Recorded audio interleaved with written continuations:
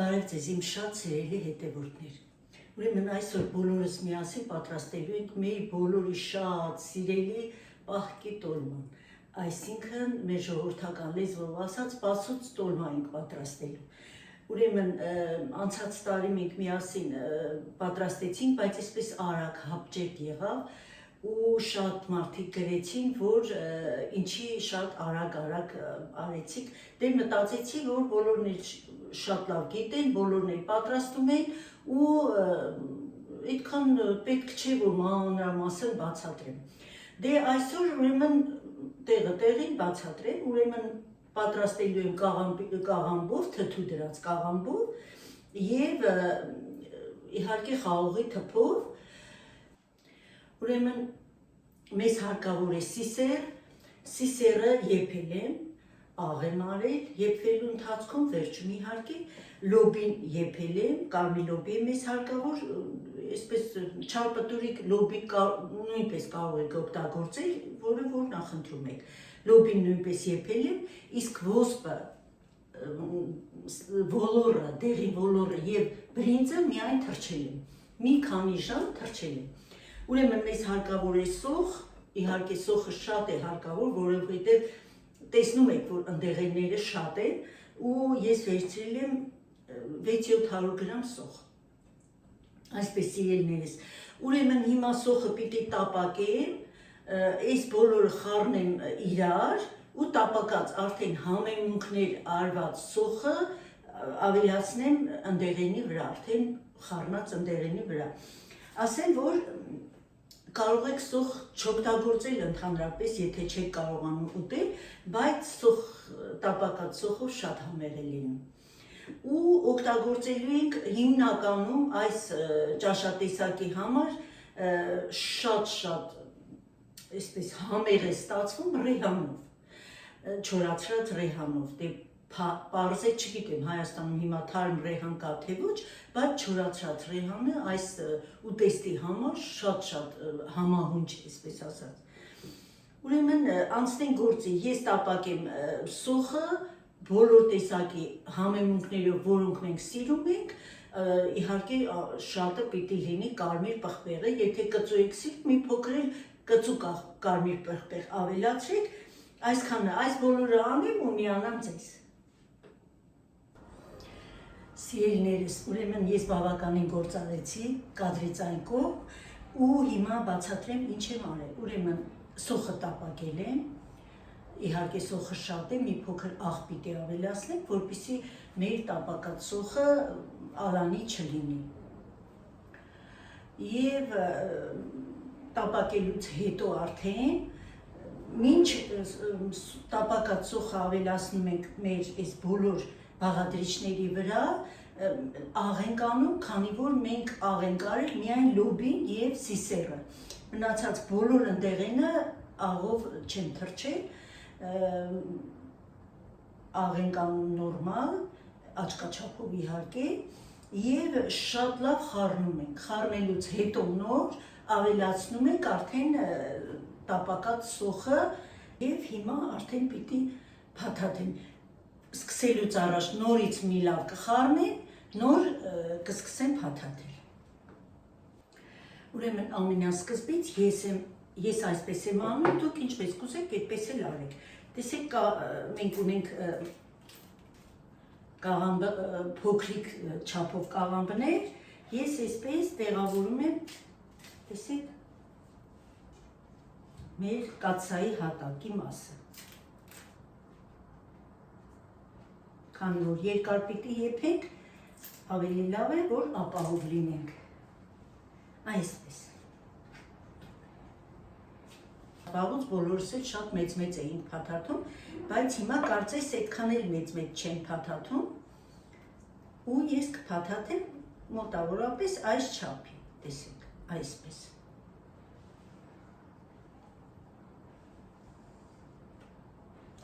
Սիրելիներս, ասեմ, որ մինչ փաթաթելը, եթե կաղամբը թթու դրված է, անպայման պիտի երկար ժամանակ մնա սառը ջրի մեջ, որպեսզի այդ թթվայնությունը, աղիությունը ամեն ինչ դուրս գա ու մեր պասուց տոլման, այսպես ասած, մեր ժողովրդական լեզվով շատ աղի չլինի ու շատ թթու չլինի։ Գիտենք բոլորս էլ, որ թթու կաղամբը բավականին թթու դրված կաղամբը բավականին թթու է լինում։ Այսպես սիրելի, ես արդեն նախապատրաստել եմ, տեսեք այս կոպիտ մասը կաղամբի կտրել եմ և արդեն էլ կտրելու ոչինչ չունեմ, այսպես ասած։ Որքան հնարավոր է պինդ ենք փաթաթում, որպեսզի եփվելուց միևնույն է, եփվելուց չվնասվի ու չբացվի մեր համեղ տոլմաները, որ թուփը որ մի փոքր մեծ է, կարող եք կտրել։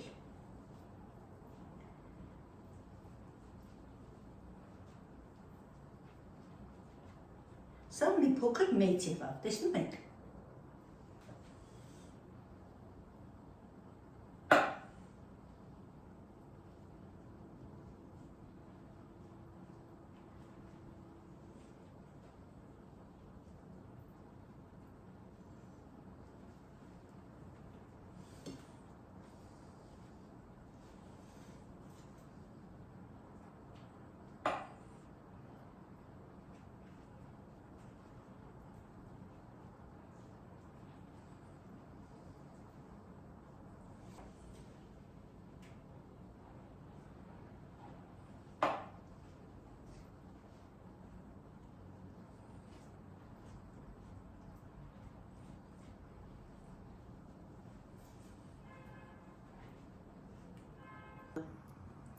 Կացան արդեն պատրաստ է, սիրելիներս։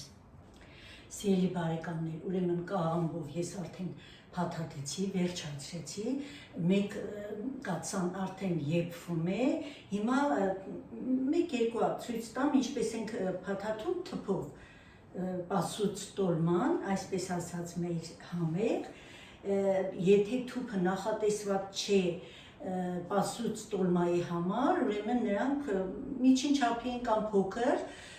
իսկ առաջներում մենք նախապատրաստում էինք, այսինքն հավաքում էինք մեծ թփեր, որպեսզի պասուց տոլմայի համար հեշտ լինի ու ավելի հանգիստ մենք փաթաթենք։ Այսպես, եթե մանր է թփերը, ուրեմն 2-3 հատ, տեսեք, այսպես դնում եք, տեսնում եք, և ամեն անգամ չէ, բայց մեկ-մեկ խառնում ենք միջուկը և փաթաթում ենք, տեսեք, ասեմ, որ խաղողի թփով էլ է շատ համով լինում, առաջներում բոլորս էլ խաղողի թփով էինք պատրաստում, հետո նոր սկսեցինք իհարկե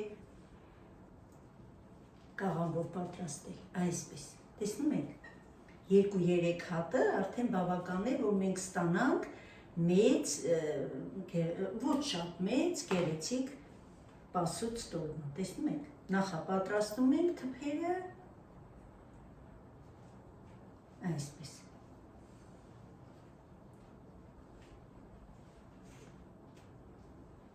տեսնում եք, և ստանում ենք բավականին մեծ խաղողի թուփ, այսպես,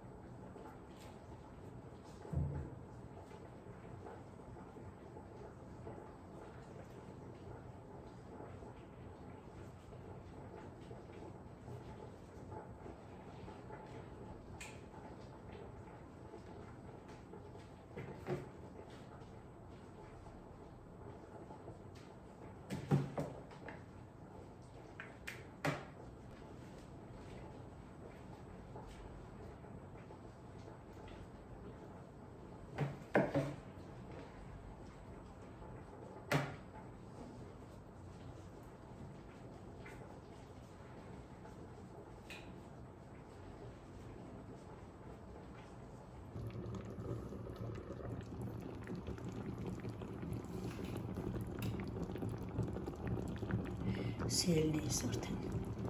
երում են, եփվում են շատ լավ։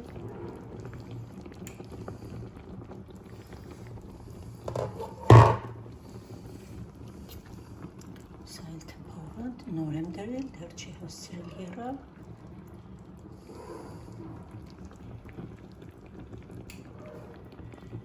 Պատրաստ լինեն, երկուսն էլ մի փոքր սառեն ու արդեն կնկարեմ պատրաստի վիճակում։ Սիրելիներս, մեզ մոտ արդեն ճաշից հետո է, ես ավարտեցի պասուց տոլման մեր, եփվում են երկուսն էլ ու հիմա սուրճ եմ խմելու, համեցեք միասին սուրճ խմենք։ Սիրելի բարեկամներ, ես արդեն ավարտեցի, մեր տոլման, համեղ տոլման արդեն պատրաստ է ու ստացել ենք շատ, այսպիսի տեսեք, համեղ, տեսք լավ, բոլորս էլ սիրում ենք իհարկե, պասուց տոլմա ենք ստացել։ Սիրելի բարեկամներ, մեր տոլման պատրաստ է արդեն, շատ համեղ է ստացվել, ես մի փոքր փորձեցի, որ տեսնեմ ճիշտ է, աղը տեղն է, ամեն ինչ տեղն է, և իհարկե ամեն ինչ տեղը տեղին էր, մի փոքր կծու և շատ համեղ։ Այսպես սիրելիներս, ուրեմն ասեմ, որ ես օգտագործեցի այն բոլոր ընդեղենը,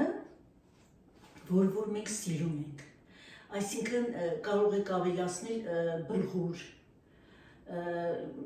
ուրիշ ինչ որ կուզեք կարող եք ավելացնել, ինչը որ սիրում եք, մենք սիրում ենք այս ընդեղենը և ամեն տարի ես այսպես եմ պատրաստում,